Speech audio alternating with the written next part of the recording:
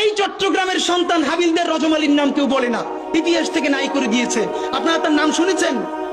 সিপাহী বিপ্লবে যদি দুইটা নাম থাকে, এর একটা মঙ্গল পান্ডে আর একটা হাবিলদার রজমালি, ইতিহাস পড়িও না, নতুন করে তৈরিও করি না, পাবলিকেশনও বানাই না, শুধু রাস্তা কাঁপাই দিলে হবে না ভাই।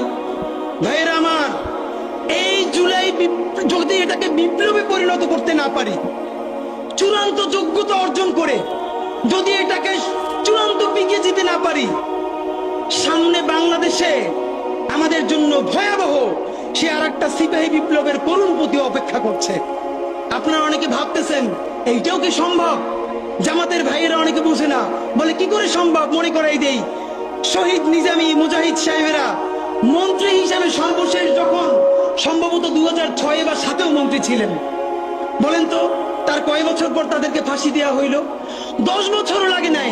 রানিং ফুল মন্ত্রী ছিল, লক্ষ লক্ষ মানুষ তাদের সাথে ছিল, তাদের মন্ত্রণালয়ে একটা পয়সার দুর্নীতি বের করতে পারে নাই।